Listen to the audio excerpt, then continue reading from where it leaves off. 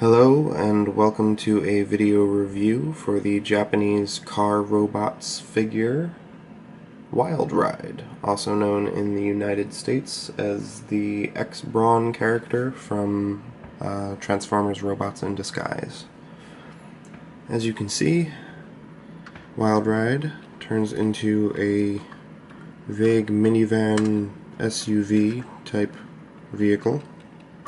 He has a little spare wheel on the back there, and his two weapons mount right up under the car. I believe on the American release that those are not chrome. I could be wrong about that though. Other than that, Wild Ride's hood opens, and he also has a chromed engine in there. If you look very closely in his windshield, you can actually see his little head in there. So there is some visible head syndrome and some visible torso syndrome, but I generally don't count anything that you have to turn a figure over for, because who's displaying their figures like this? Come on now. Alright, to transform Wild Ride, you're going to unpeg the two weapons, which peg in two places. They peg sideways into this red part right here, and they also peg straight down into the body. So you're going to, on this one it's very easy, you can just pull it out and you'll see pegs right here and also on this side.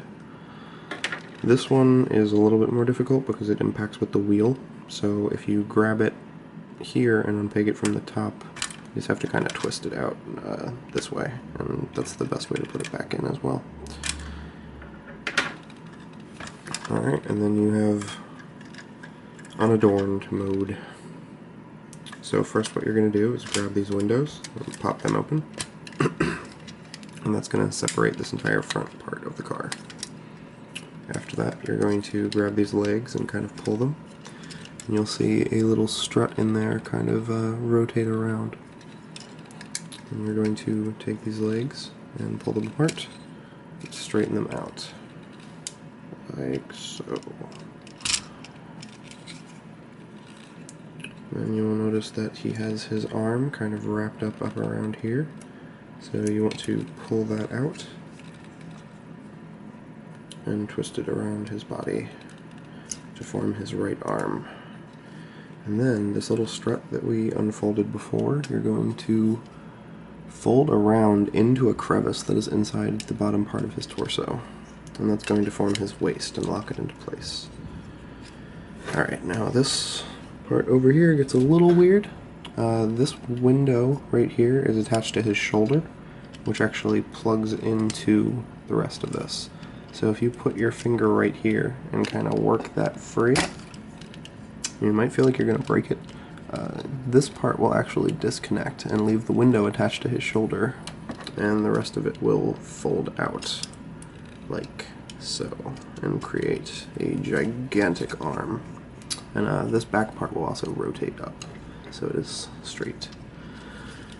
You can also pop your finger in here, and pop his head out, and turn it sideways for a face reveal.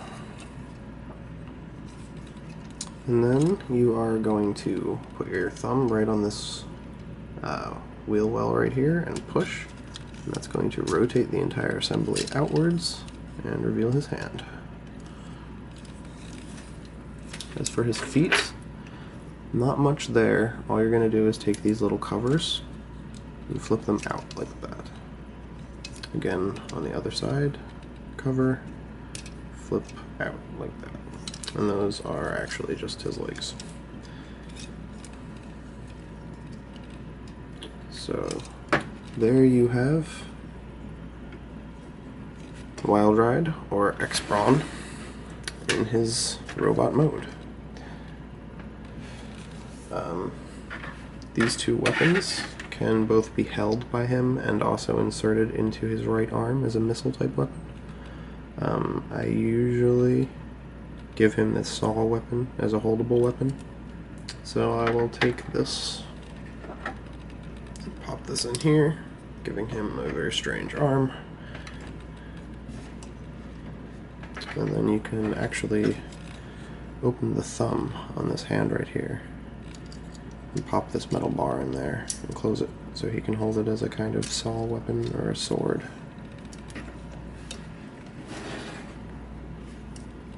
His gigantic arm.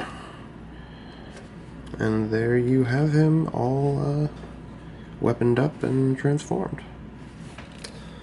So obviously this figure is all kinds of kibble. You have the giant robot kibble here. You have the giant back kibble and basically the entire back half of the vehicle hanging off the dude's legs. I don't care. I love him. I think this figure is fantastic. I got him in a Big Bad Toy Store sale of some sort for about $4, assumably because no one else likes these toys unless they just enjoy kibbly insanity. Oh, sorry, I missed one very important step. You can fold these wheels around and create more of an adorned shin if you would like to. I generally forget to do that, but it does make the shins look a little less plain. Sorry about that. That said, do I recommend this figure? Only if you are someone who appreciates Transformers just solely based on the fact that they transform.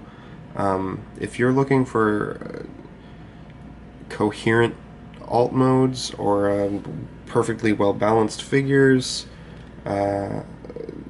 you're probably going to want to keep looking. I enjoy this guy because he's a little strange. He's one of the only Japanese toys that I have, actually. Majority of my figures are third-party and Hasbro. And he just has a sort of personality to him. He's goofy and he knows it, and I don't totally have a problem with that. I feel like he pulls it off, and you might too. So if you're one of those people who can appreciate a Transformer just for what it is, I totally recommend this guy, especially if you can pick him up cheap like I did for $5 or $6. If you're talking about paying higher import prices for him, that's going to be up to you. That's really whether or not you're that much of a completionist or whether or not you're going to appreciate him, even though he's kind of a goofy, fiddly mess. But there's not much else to say about him, so I will leave you with that, and I hope you guys enjoyed. Thanks for watching.